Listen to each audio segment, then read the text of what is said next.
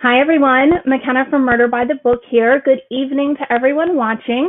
I'm so excited to be starting off the week with a brand new release tonight. Finley Donovan is Killing It by Elle Cosimano. We're going to be joined by Elle and special guest interviewer Miranda shortly. But while those of you who are watching are joining on Facebook and YouTube, I'm going to go over our upcoming events for the rest of the week. So we're going to have Jane Harper in conversation with Greer Hendricks tomorrow at 7 Central. We'll be speaking with Kate Moss and Anthony Horowitz on Wednesday in the afternoon. John Hart and AJ Finn will be with us on Thursday. And then, I'm a day off. Jane Harper and Greer Hendricks are Wednesday. Kate Moss and Anthony Horowitz are Thursday. John Hart and AJ Finn, Friday. Michael Creed and Sandra Brown are Saturday, along with a Texas Cozy panel where we'll be joined with, I believe, 5 local cozy authors, all virtual events. For those of you who are interested, we also have launched our subscription box plan, Murder by the Box. There are 3 types of plans: Best of the Month, Cozy Corner, and Crime Fiction Legends. And a shipment gets delivered to your house once a month, like subscription boxes work. So they've been well received so far. And if you want to find out more information about that, you can find it at murderbythebox.com. So I think it's about time to go ahead and introduce our featured authors tonight. First up is Elle Cosimano. Hi, Elle. Hello, McKenna. How are you? Great. Congratulations on a book that I absolutely adore. Our event coordinator, John, loves to. I've been twisting his arm for months to read it, and he finally read it and was just like texting me like crazy how much he loved it. So congratulations. Thank you. Thank you so much for having me. This is exciting. Oh, it's a pleasure. And I've got my black turtleneck. I have no blue sunshades on. There we go. We've got our black shirts. Let's see. I'm betting Megan's going to join the black shirt crowd coming up here too. But let me get you introduced, and then we'll have her join us. Elle Cosimano is an award-winning author. Her YA debut, Nearly Gone, was an Edgar Award finalist and winner of the ITW Award. Her novel, Holding Smoke, was a finalist for the ITW Award and the Bram Stoker Award. Her essays have appeared in the Huffington Post and Time.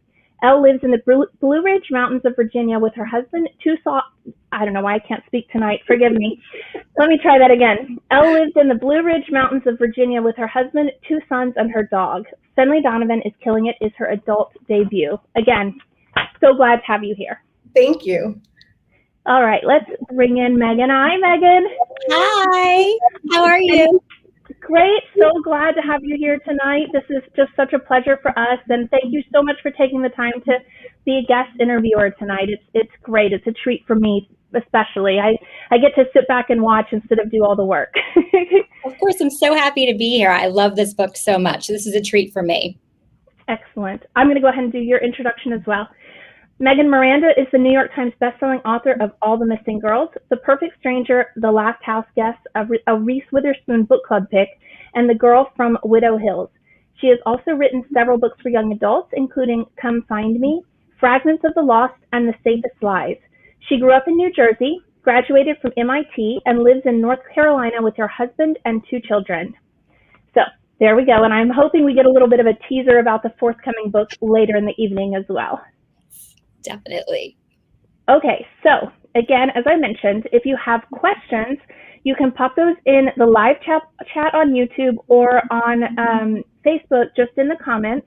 I've dropped a link for more information, and I will mention several times during the evening that we have signed copies of Finley Donovan is Killing It. So if you're interested, that link is now there for you. We have plenty of signed copies left. It's fresh out today, and would be thrilled to take your orders. So now I'm going to go away and leave these 2 to chat. Have fun. Thank you. Thank you. Hi, Elle. So good to see you too, and congratulations. Happy Publication Day. I'm so Thank you. It was a wonderful day. It was an absolutely wonderful day. Oh, good. And I love that we all coordinated with our black shirts for Finley today, too. You got the memo, I see. Yes, definitely. So I think I've told you how much I absolutely adore this book, and I adore Finley Donovan.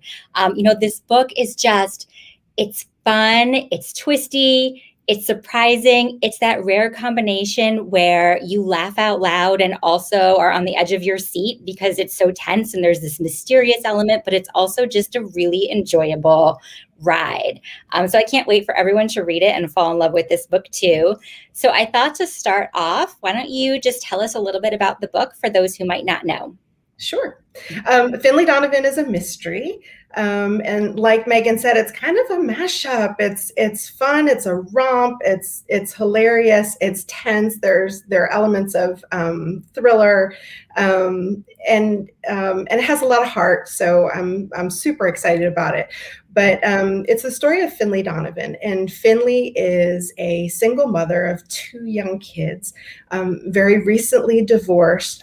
Her husband left her for their real estate agent, and now she's in the unfortunate position of being a tenant in the home that they used to share, and he is now her landlord, while he is preparing to marry the woman that he left her for. He's also ramping up for a custody fight, and Finley is in the very precarious position of she's a struggling romantic suspense novelist who has burned through all of her advance, has been dealing with a horrible case of writer's block, and is now struggling to hold on to her children. And we open the story as she's getting ready to meet with her literary agent over lunch. Her agent has been hounding her for a book that she just can't seem to write. And she is, they meet at a very crowded Panera restaurant, Panera Bread, over lunch. And as they're discussing a particularly violent plot, a diner at the next table overhears their conversation, completely misunderstands, and assumes that Finley is a contract killer. She slips Finley a note on her tray, offering her $50,000 to kill her problem husband. And so begins the tale of Finley Donovan and her amazing, fantastic nanny, Veronica Ruiz, Vero, and their adventure trying to dig themselves out of some really, really, really big trouble. Because it's a mystery, I don't want to spoil. So Megan's kicking me under the virtual table if I accidentally venture into spoiler territory. Your job is to keep me out of that territory. Okay, I will. I think, it's such a fun and perfect premise. And I think it's something that a lot of writers can kind of relate to because you do talk about these types of stories as crime writers. And so I do have a little bit of a sneak peek into the backstory of this. And I would love for you to share this with everyone else, the inspiration behind this idea, because I just love how this idea came to be. Okay, so Megan might be understating that she was at the center of, she didn't just have a sneak peek, she was right in the middle of the origin of Finley Donovan. So Megan and I have known each other for a very long time. We've been writing buddies now for about a decade. Yeah. I would say it's pretty darn close to 10 years. So every year, Megan and Ashley Elston and I try to get together for a writer's retreat. And during those times, we do a lot of writing, we do a lot of catching up, and we spend a lot of our meals helping each other plot books and work through creative issues that we're having. And so it was actually this day, February 2nd, 2018, and there's a fantastic photo floating through my social media where you can actually see the picture that we took of all of us that day. We were having lunch. We ended up at a very, very crowded Panera restaurant for lunch. The tables were packed. Normally we try for like a more private booth, something a little bit quieter. And we were sort of stuck right in the middle of the restaurant. The tables were full all around us. And I was struggling with a plot point in a particularly violent plot point in a book I was working on. And I kind of got carried away. We must have all gotten carried away, and we're talking. And it was a while before I noticed that the woman at the table beside us looked really uncomfortable. And later on, we were laughing about it over dinner that night that, boy, the people around us must have thought we were very dangerous people, or, at least up to no good. And sure enough, we were at Ashley's family's house that night having dinner, and it was one of her cousins said, "Wouldn't it have been funny if the person next to you had thought you were a contract killer?" And like that, it was like almost like a light bulb moment, like, wow, and I spent the evening thinking of it. And later on that night, we got back to our hotel room, and I just kind of threw the idea out there, I feel like this could be a story. Like this could be the plot of a book. And sure enough, after a couple hours, we were hashing out potential character arcs and settings and stakes and plot. And that night, the idea for Finley Donovan was born. It was so much fun, and I was terrified to write it because it was so outside my comfort zone. It was my very first time writing anything like this. And it was because Megan and Ashley were behind me telling me, "You have to write this book. you have to be the one to write this book." That kicked it off. That kicked off the whole thing. So yeah. I remember your eyes lighting up at that moment when someone said, "Wouldn't it be funny if?" And you could just see, like, it was so interesting to see, like, the book idea just being born right there. And I love it, everything about it. And one of the things that I think kind of takes it to this whole other level is the character of Finley Donovan. Like, I just absolutely fell in love with her, and I find her so relatable, even though she does, it's sort of like an extreme version of like the situations, but she's such a relatable character. And the one thing that I was thinking about when I was first reading this is, it must be really interesting also to write about a writer as a writer yourself. So I was wondering how that went. Like, did you find yourself infusing your own experiences, or did you totally take this completely outside the box? What was it like to write about a writer? Oh God, it was a little of both. There is a lot of me in Finley's character, and a lot of, I guess, my more vulnerable writing side in Finley, kind of that went into her character. And obviously, the story is absolutely ridiculous. I mean, the plot is off the rails, but I think for me, the thing that makes the whole story work is that Finley's very real. She's very, very relatable, and she's, my experiences as a mom, and I'm sure we'll probably talk about that, but my experience as a mom, as a struggling writer, those all went into her voice and her character. And so there was a lot of kind of the day-to-day frustrations of being a writer and kind of what goes into this career, and juggling working from home and parenthood and deadlines and creative blocks, and not making as much sometimes as we wish we felt, as we wish we could or felt we were worth, and the other people's perceptions of what we do for a living, and how society kind of values or in some cases doesn't value those roles. All of that kind of came into play. I will say, like, our agent, Sarah, is very not like Sylvia in the book. Like, they couldn't be more different. And Sylvia was super fun to write. She's kind of eccentric, and like, when you think of a stereotypical literary agent, like, this is kind of the Hollywood-esque version of an agent.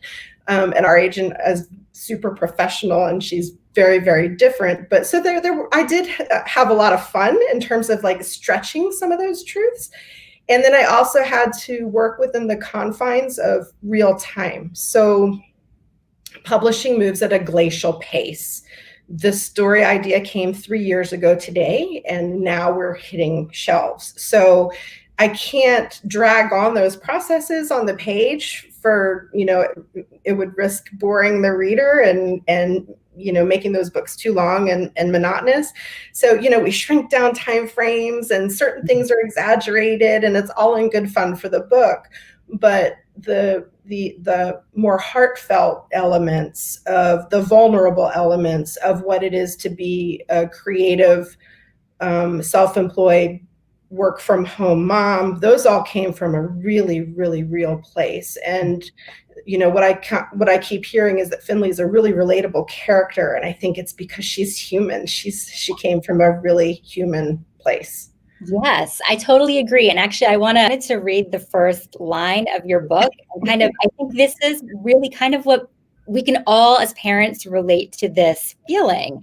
So the first line of the book is, "It's a widely known fact that most moms are ready to kill someone by 8:30 a.m. on any given morning. On the particular morning of Tuesday, October 8th, I was ready by 7:45. And then she just launches into, she's wrangling one kid who's got syrup all over themselves. The other one is giving themselves a haircut. And, I just remember, I feel like every mother can or every parent can be like, my kid totally gave themselves a haircut on like school picture day. I mean, there's all these really relatable elements of, maybe it's not to this level, but we've all had those moments, I think, where, you can totally relate to this character and what she's going through, and she's just juggling everything. And I think, she has so many strengths. I mean, she might not see them as strengths early on, but I feel like she's such a strong character. Mm-hmm. Yeah, it's funny because the beginning of the book has almost a frenetic energy about it, and it's that energy that, I mean, my kids are older now. My oldest is 18, my youngest is 15, so I'm kind of beyond those diaper changing, preschool driving kind of days, but they're burned so clearly in my mind, as I'm sure they are in yours, that it wasn't hard to capture the feeling of that harried mom at 8:30 in the morning who's running late, that can't find a clean pair of pants, whose kid is bleeding with her hair all over the floor, and the child in the high chair with the waffle syrup all over his hair. Like these are moments that so many of us have experienced. And so it was easy for me to kind of recapture that harried feeling of motherhood and the fatigue, the kind of that bone deep fatigue that comes with it, where Finley begins in the opening of the story. Mm-hmm. And then on top of that, throwing in like juggling, solving a crime on top of all of that, just one more thing she's going to have to juggle. Yeah. And I love that. It's interesting. I think one of the things that really spoke to me the most about this whole idea was we don't see there are not a lot of moms in these roles. Mm. And we don't often get to be our own heroes, and so that was something that really, really appealed to me. And so, the idea that, everyone sees us as kind of being able to do everything for everyone all the time. Most of us have this expectation kind of placed upon our shoulders that we're going to handle everything. And I love the idea of seeing this, mom kind of in her element, but also juggling a lot of things for herself at this point, which, a murder mystery, a deadline, potential relationships, custody suits, the ex, like the whole 9 yards. It was really fun I hate to say it, but it was fun to pile these stresses on her and see her rise to that challenge. And it was awesome. That is. I love it. I love her. I think everyone's going to fall in love with her as a character. I really do. And I can't wait to see where she goes next. So I kind of had a question. You were mentioning some of your personal experiences with parenthood as well. Were there any other kind of specific real life experiences that you used when you were crafting this story? Yeah, I mean, I'm very, very fortunate because, Finley is kind of at the opening of the story. Finley really doesn't have a support system, an in-house support system. She's doing it kind of mostly on her own. And I'm very, very lucky because, and I know if I have family and friends out there tonight, they're all like, yeah, Team Tony. So my husband is amazing. And we're going on 30 years together this year. I couldn't do it without him. And so, I'm very, very lucky in a lot of ways that Finley was not.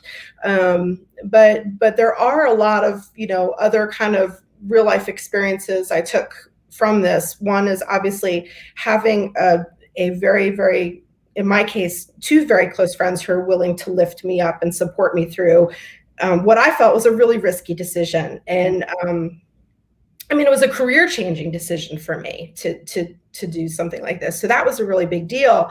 And I kind of drew, as I was writing the story and kind of conceiving the story, I hadn't really imagined Finlay having a partner in crime. But then as I was writing, it felt so right. Like I wanted her to have someone to, to lift her up and support her in ways she didn't even know that she needed. And so, yeah, I mean, like, I think that, like, there were a lot of that came from my real feelings about what it is to be kind of lifted up by other women. The writing community is super supportive, and so that was a great place for me to draw from that. Also, another real experience, the setting is Northern Virginia.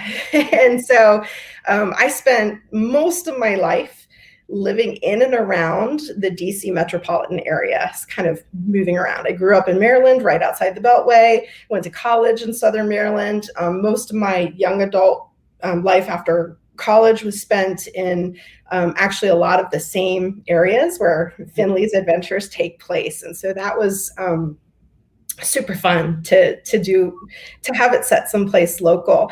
And there is a particular scene in a forensics laboratory, which is a real forensic laboratory in Manassas, Virginia. And I did have a chance to go and tour it years ago while I was researching a different book, but it was really fun to take that real life experience of remembering what it looked like and what it was like to be there, and kind of the excitement of it all was super fun. Love that.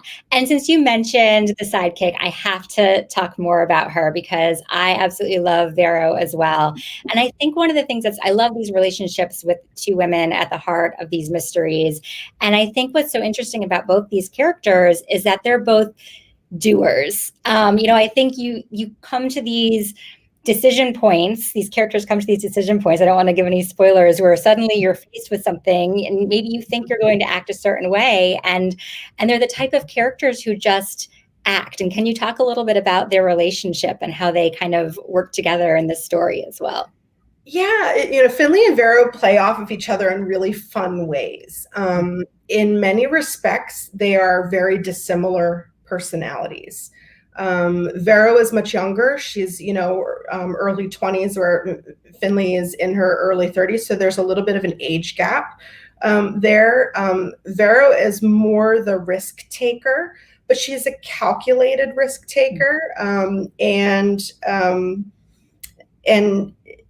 terms of, she's very spunky. She's got a lot of, without giving too much away, she's just a fun character. And she brings a lot of humor and sass and smarts to the page. She is a very, very smart young woman. But the one thing that Finlay and Vero, they're both motivated by two very similar factors. One, they're both money motivated. At the beginning of the story, they're both in a situation where they need money, and this offer is very, very, very tempting. And they both love Finlay's children. And as the nanny, Vero has a really special relationship with these kids.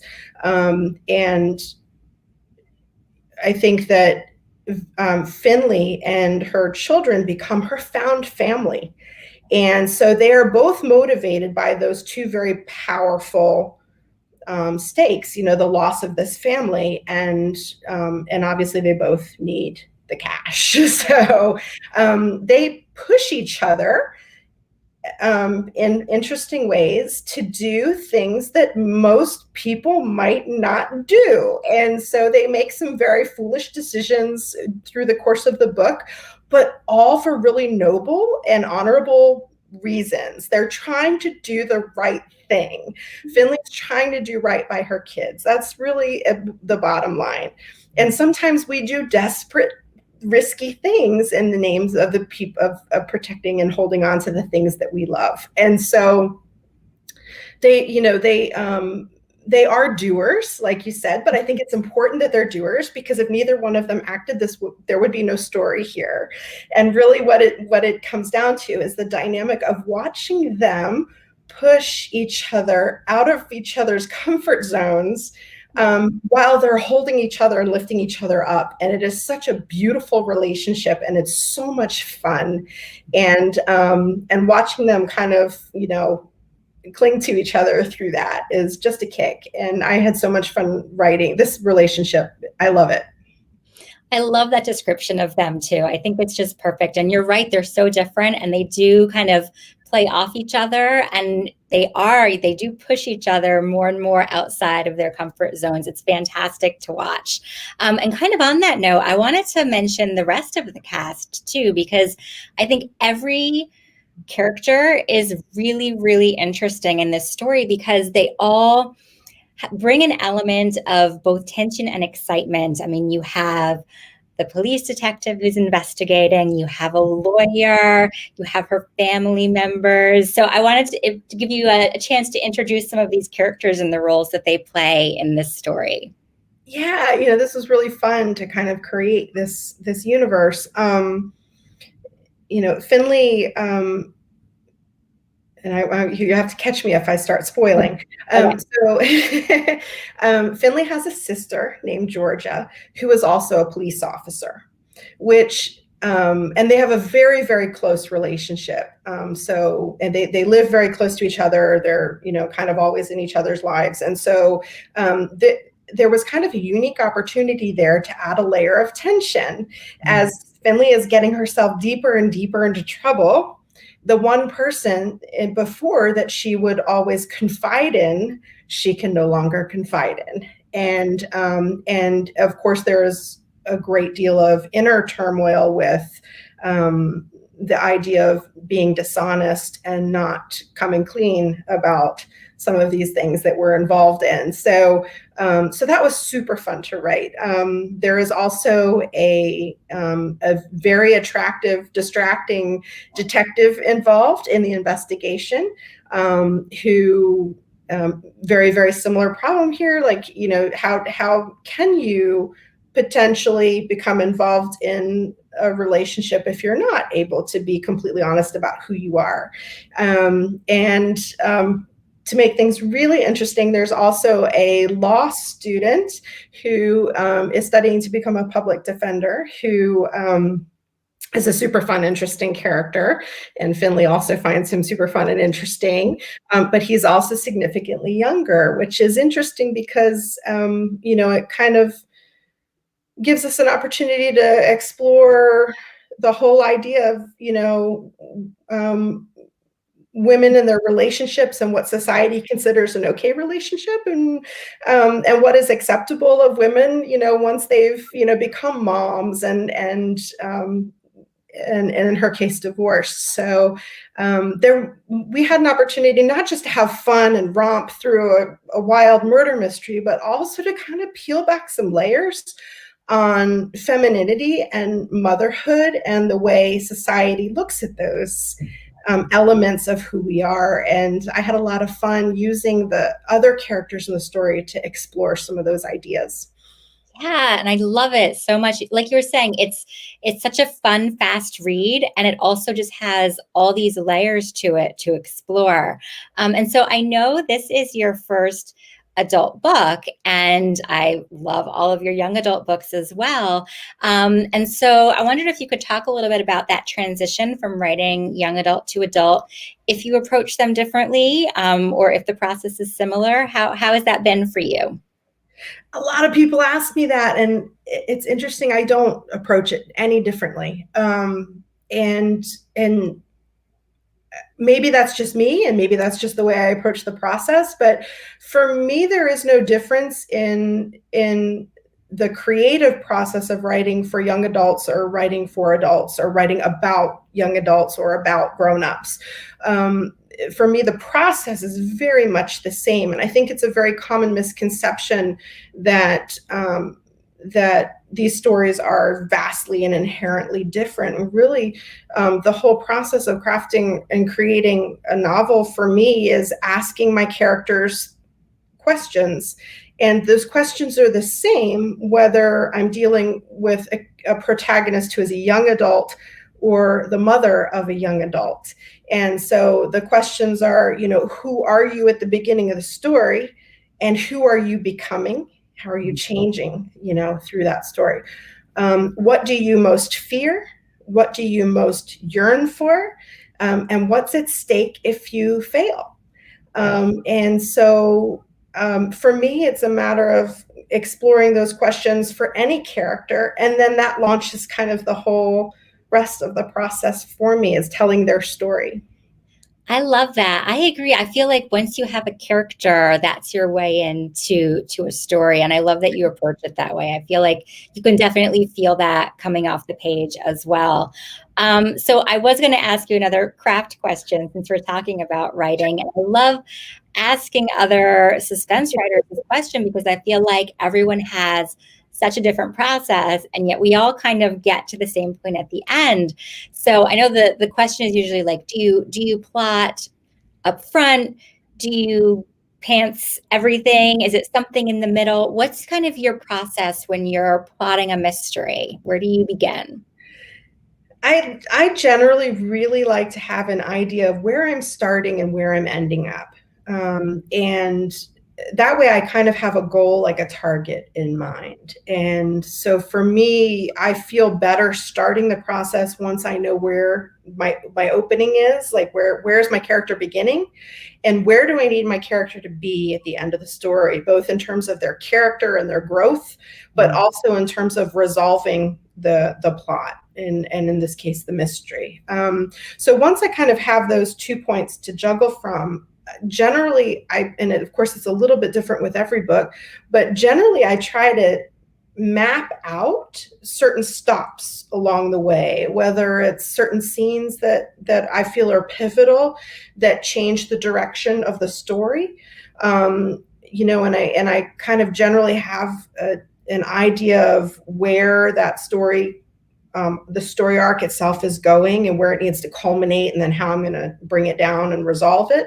But it's usually just a list of little stops along the way. And I try to leave myself opportunities to write away from those outlines, because I love sometimes while I'm writing, I surprise myself as I'm moving through that outline or moving away from that outline. And it's super fun when I stumble into maybe a different scene or a different direction or a different twist, or something kind of happens unexpected. And I feel like a lot of times those moments are also the ones that are the most gripping and, gaspy for the reader, because I surprised myself while I was doing it. I was also able to convey that sense of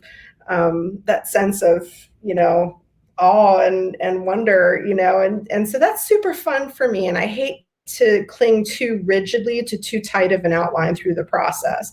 So I don't know if that answers the question, but it's kind of a loose mix of the two. Yeah, it does. And have you found that process changing over time, like from book to book, or has your process been somewhat the same since you started? I find I tend, like when I first started writing, my outlines were very, very rigid. And I think those were limiting for a number of reasons. One, I didn't really have the experience to see where I was limiting myself or where my holes were going to be, or where I needed more attention or where I needed to increase stakes. So I was kind of sticking very rigidly to these outlines that may or may not have been working very well. And I think when you and I first met, like, that's kind of where I was like, what am I doing? I don't know what I'm doing. But yes. Somebody write this book.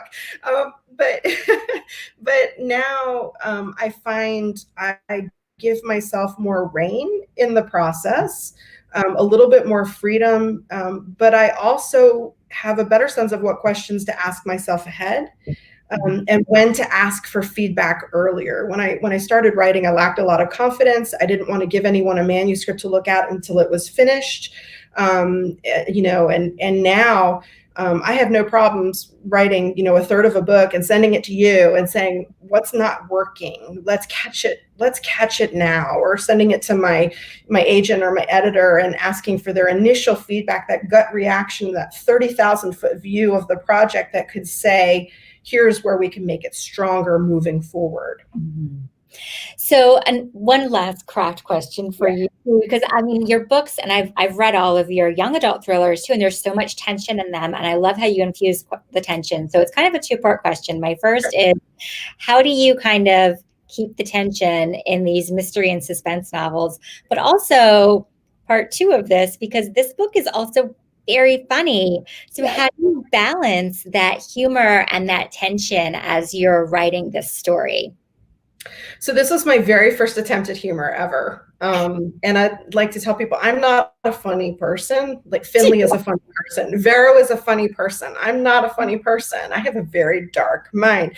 So like most of my stories lean toward dark thrillers. And so this was kind of my first go at it, but Finley's voice is very clear in my mind, and Vero's voice is very clear in my mind, and they're funny together. And so it just kind of comes out like, I can, it's almost as if I know them, like I can hear them conversing in my head, and those conversations are funny. And when it comes out, that's kind of how they end up on the page.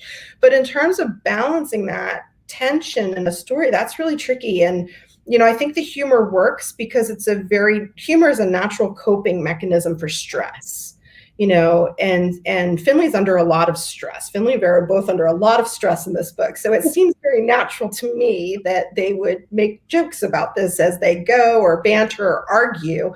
There's a lot of, the bickering that happens when you're stressed out. So the humor kind of came naturally, but where I really had to be careful while I was working was balancing the tense moments. And so what I really had to ask myself as I was working through the book was where, kind of the saying, there's a time and a place for everything. There is a time and a place for humor, and there are times when it works, when the moment needs to breathe a little bit. And then there are other times when I want that tension to be very heavy. I want that sense of foreboding. I want that tautness in the plot to be preserved. And those are not times when Finley and Vero are going to be kidding around with each other. So, as I was working, I tried to reserve those moments, those really, really tense thriller moments, and just let them stand on their own. And save the fun for moments when it made sense that they would be having little jabs with each other, or having fun together. So I'd like to think it balances beautifully, and that it came together really well. It's such a fun mashup. There's not a lot, I don't think, out there of thrillers that introduce this kind of humor, and it was super fun. And I hope the readers really enjoy it. Yeah, I love it, and I'm sure everyone is going to. And kind of on that note, are we going to be seeing more of Finley in the future? We are. Actually, I just finished drafting Finley's second book. Our goal and our hope is that this might run as a series. So, of course, that's up to the readers and how well this first book is received. So, if everybody loves it and they're all coming back to buy more, then we will have definitely more Finley and Vero books. But there is a second book already drafted that I'll be working on this year, and hopefully we'll see that one out next year, kind of, probably about a year apart. We also have some really exciting news on the horizon. I know I've had a lot of my Twitter was afire the last few days. The TV and film option has been spoken for by the amazing Marlene King and 20th Television Studios. Marlene fell in love with the book, and I think she's the perfect person to adapt it for TV. It's still very, very, very early in the process. We don't know any specific information. A lot of people have been emailing and messaging and tweeting. They want to know, is there a cast, and when is it going to come out? We don't know any of that information yet. It's too early just yet. But we do know that we have a fantastic team behind it. I'm super, super excited about it. And I think the story, the characters, the plot all really, really lend themselves so well to screen. So I'm excited to see what she does with it. Oh, I'm so excited too. I think it's going to be such a perfect television series. It's a perfect book series. So I'm just so excited we get more of Finlay. I think this is probably a good time to see if there are any questions from the audience as well. But thank you so much. I've loved chatting with you. I'm so excited. Thank you. That was a fantastic chat. Thanks to you both. That was great. So we had a question already about when is there going to be another Finlay book. So you guys just covered that. I will say that we've also had some people who are reading it already and loving it. My own comment, as you know, I super loved this book. It is so hard to do humor, like a thriller and funny at the same time. And I will second that, like, it's really funny, but not slapstick or not, all the negative connotations with funny. Like, it's just genuinely funny and gripping, and you really just did a fantastic job. Okay, so here's a question. Sophia, what was your favorite and most difficult part of writing this book, if any? Wow. I think that my favorite part of writing the book was it was so different, and it was almost refreshing sometimes. We can kind of get used to doing the same thing over and over again, and dark books can kind of put you in a dark place. And so to write something that was lighter and faster and funnier and spoke to me as a mom and an author was really unique and fun. It was kind of a palate cleanser.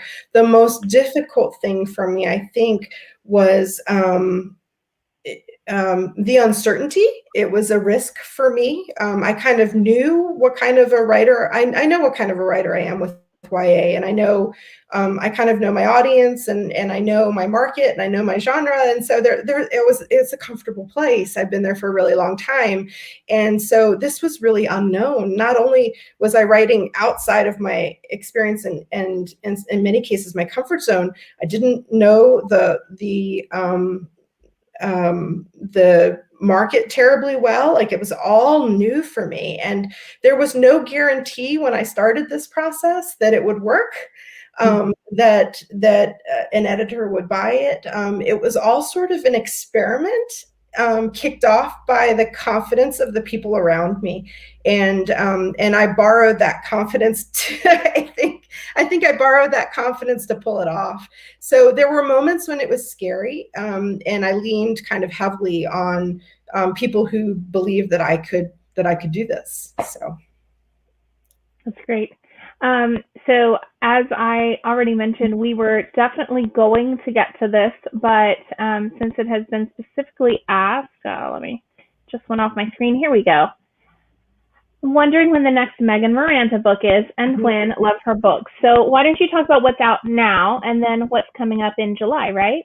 Yes. So thank you for the question.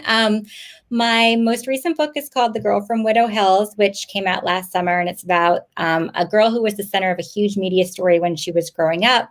When she was 6 years old, she was swept away when she was sleepwalking in a storm. And she became the center of a huge search and rescue operation that was highly publicized. And she became known as the Girl from Widow Hills. When she was old enough, she moved away for a fresh start. And as the 20-year anniversary approaches, she starts to feel like she's been found, and she starts sleepwalking again. And one night, this is not a spoiler, she wakes up standing over a dead body in her front yard. And that is what kicks off the mystery in the present. And so my new book, which comes out in July, is called Such a Quiet Place. And I'm really excited to share it with everyone. It's set in a really close-knit neighborhood, and it has two women, really a very tense dynamic between two women at the core of the story again. It's about a neighborhood where a crime has occurred, and a woman who was in the neighborhood was sent to prison for this murder. And the book actually begins about a year later as she's being released from jail, as her verdict is overturned, and she comes back to this neighborhood and moves back into the house where the main character lives. And that's what kicks off the mystery and the story in the present. So it sounds great. For people who don't know how the publishing world works, I own the bookstore, and we order books like 6 months out is a rule, 3 to 6 months out is a rule. And so I actually met today with our Simon & Schuster rep to, talk about summer books. So I read the description of that one today and was like, I need a copy of this as soon as possible. So I can't wait for it. It sounds fantastic. We have a rather long question. Shelley looks like she put a question on and then has added to it. So 2-part question. Hey, Shelley. How long did it take you to write this book, and what was the publishing journey for this project? And then, additionally, what books did you lean into as examples to find the balance between thriller and humor? Really good question. The process itself was, it was kind of different. I started writing this book very shortly after we kind of came up with the idea for it, not really knowing kind of how it was going to work or what was going to come of it. And I guess I got about a quarter of the way through, maybe a third of the way through, sent it to my critique partners. They're like, yeah, I think we're onto something. I sent it to my agent. She said, yep, I think we're onto something. But we weren't sure, because it's such a different book, and it kind of, thriller and humor and mom contract killers, there's really no shelf for that. So we ended up what we call pitching this book on partial. So we went out to editors with a partial manuscript with a pitch for what we envisioned the book could be, in the hopes of getting feedback, and ideally someone who was willing to take the leap with us and trust me to finish writing it. And I was very, very lucky and thrilled to find a home with Minotaur at St. Martin's Press. And I had a great conversation with the acquiring editor at the time, Kelly Ragland, and she and I kind of batted ideas around about where we saw the direction of the story going and Finlay's character arc, and the whole conversation felt really, really good, and so we decided to move forward from there. From that point, I went ahead and wrote the book, kind of with our mutual end goals in mind. And then the rest of the book kind of came together, I guess, more normally at that point. We edited for quite a while and kind of went through the rest of the process together, start to finish. From the time the idea came to me and the time the book hit the shelf was precisely 3 years to the day. Amazing. That is incredible. Yeah, what a coincidence. And then the second question. Go ahead. It disappeared. I'll put it back up here. Yeah, there we go. What books did you lean into as examples to find the balance of thriller and humor? From a literary standpoint, I leaned into, I'm a huge Janet Evanovich fan. So if you love the Stephanie Plum books, chances are you're going to kind of feel a similar vibe in the tone of the book. So definitely I've been a huge Janet Evanovich fan for many years, so it was easy to kind of lean into that example. I also enjoyed The Spellman Files by Lisa Lutz, which was, those were super fun to read, and kind of also had that fun mystery element, but with neat family dynamics and a little bit of humor and a lot of voice, so I love that. I also looked to TV and leaned into some inspiration there. I'm a huge fan of Dead to Me, and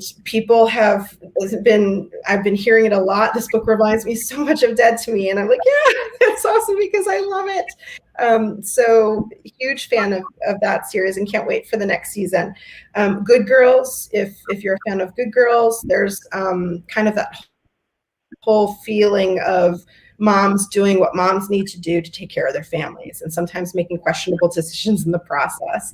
So those are some of kind of, if you're looking for kind of where I leaned on tone or mood or just overall feel, those were some inspirations there. Mentioning before this that I consult for Minotaur, and then I also am friends with Kelly and also Catherine, and they happen to be my favorite people to talk to once a week on our little Zoom chats. But we were talking about this book the other day, and I made the statement that to me it has such a Good Girls vibe. So that inspiration is clearly there, and such a fun show and such a fun read. I actually have a question for both of you that I like to ask. What did you read in your formative years? And you always know that you wanted to be a writer? Did those books inform your writing? And Megan, why don't we start with you? Okay. Yeah, I read a lot of mysteries and thrillers growing up, so I think it's probably not surprising that this is what I'm writing right now. My mom was a huge thriller reader. Like, that's what our shelves were full of. I think I started with Nancy Drew when I was little, and then I was a big I love science, so like Michael Crichton and Jurassic Park was kind of the books that really spoke to me when I was in high school. And when I started writing young adult, my books had a little bit of a science element to them. So I do think it influenced my path there. But I always knew I wanted to write, but I didn't really know the path to becoming a writer. So I worked in biotech, and I was a high school science teacher before taking the leap to writing my first book when I had kids of my own. I guess for me, it's interesting because someone asked me this question recently. My tastes are all over the map and have been as long as I can remember. So when I was even as a kid, I read very widely. I still read very widely. My Kindle doesn't necessarily have like a common theme beyond, great characters, great voice, and great books. So I read a lot of young adult. I read a lot of fantasy. I read romance. I read mystery thrillers. I read, horror. I read it all. And that's been true since I was little. In my formative years, the very first early stories that I really remember being drawn to and kind of kindling that love of storytelling, my great Uncle Bob, and if my great Aunt Floria is watching, hi Aunt Floria. My great Uncle Bob used to read to me when I was little, dark fairy stories, dark fairy tales. And these were not Disney fairies. They were scary fairies who made deals and spoke in riddles, and they were violent and wonderful, and I loved them. And that kind of kindled the hearing, being read to, like that. I think that kind of made such an impression on me, and those were the kind of stories I tended to be drawn to growing up. Once I became a teenager, I fell in love with S.E. Hinton, all of her books. I mean, I read them until the spines came off. So The Outsiders started me down those books, and just fell in love with the kind of the heart in them, and the relationships, and the characters, kind of the character arcs in those. And but as I grew up, my tastes kind of went in a million different directions, and still do. So maybe that's why my books are kind of all over the place too.